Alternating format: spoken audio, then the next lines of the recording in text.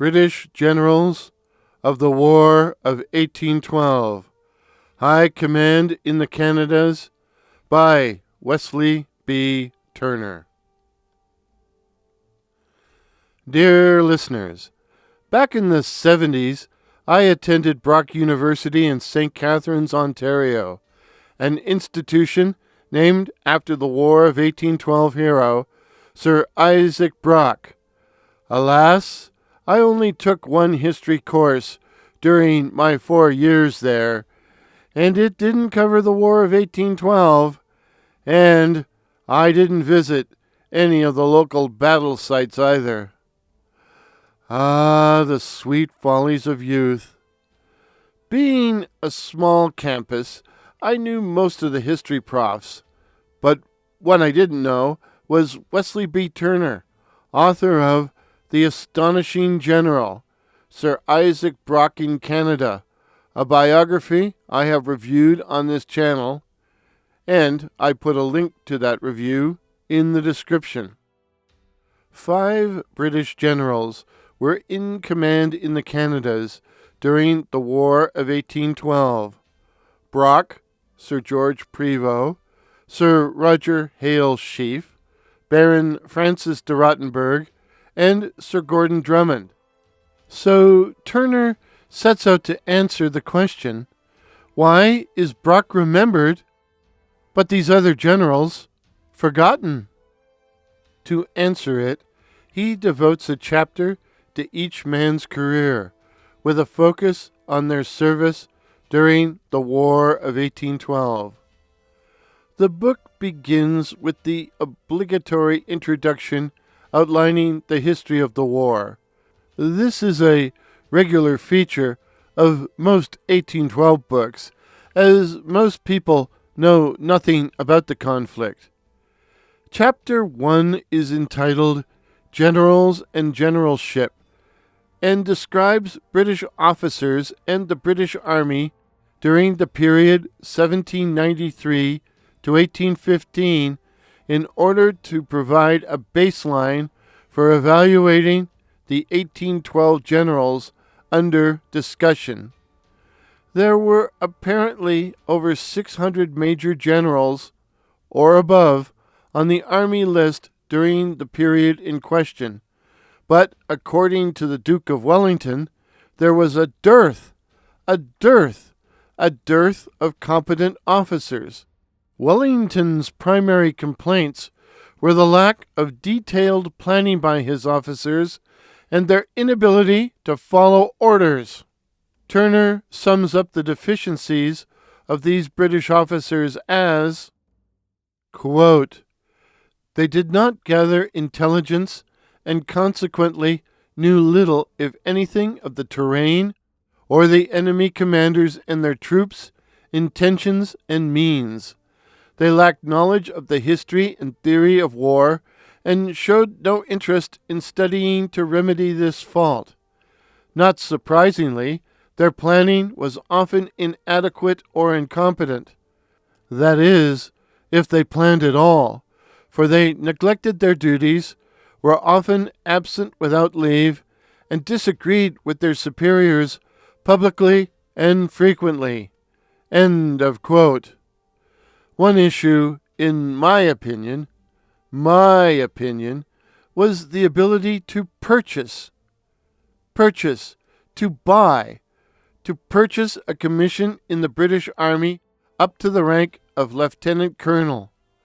Brock, Sheaffe, and possibly Prevost all purchased commissions. One obvious problem with this system is some wealthy young men bought commissions not because they were interested in a military career, but for what Turner calls a desire to enjoy its social activities. Conversely, able and intelligent men who could not purchase were passed over, with some eventually leaving the service. This did not make for an efficient officer corps. The Duke of York, and yes, that Duke of York. Oh, the grand old Duke of York. He had 10,000 men. He marched 'em up to the top of the hill, and he marched 'em down again. And when you're up, you're up. And when you're down, you're down. And when you're only halfway up, you're neither up nor down. Sorry, couldn't resist. Once a children's librarian, always a children's librarian. The Duke of York, who was Commander-in-Chief of the British Army between 1795 and 1809, made many improvements to the forces, such as an emphasis on training and establishing the Royal Military College in 1801.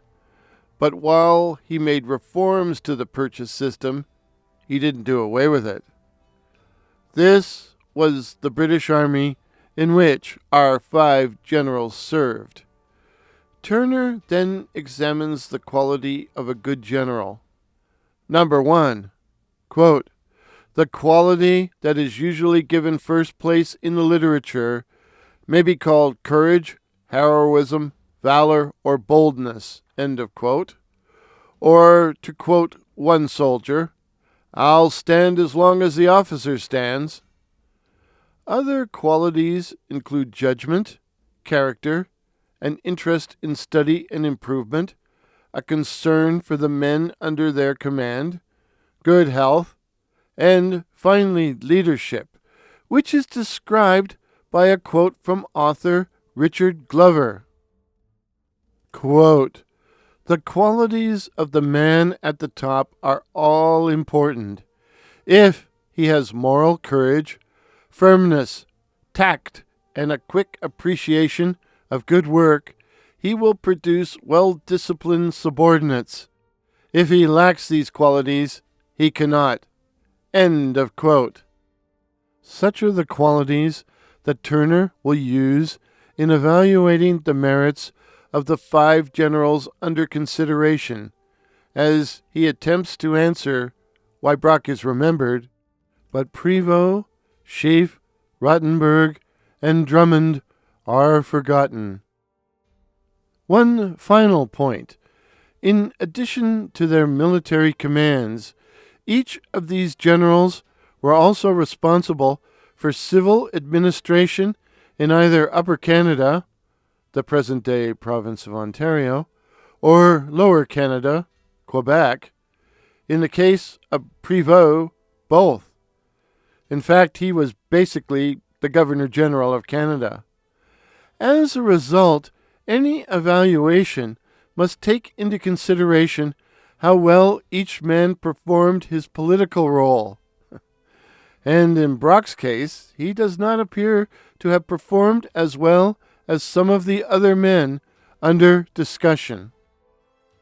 Over the next few weeks, I plan to make 5 short videos covering Professor Turner's evaluation of Sir Isaac Brock, Sir George Prevost, Sir Roger Hale Sheaffe, Baron Francis de Rottenberg, and Sir Gordon Drummond, to see if we can answer, why does Brock get a monument and the rest nothing?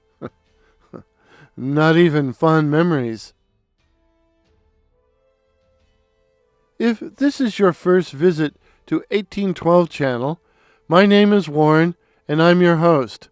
I'm not a historian, nor am I an expert on the War of 1812. Instead, I'm a student wishing to learn about the conflict. Let's start a discussion group about the War of 1812. So, please enlist, as in subscribe, and like, comment, and share this video with all ranks. As well, all errors are strictly my own. Till the barrage lifts, cheers.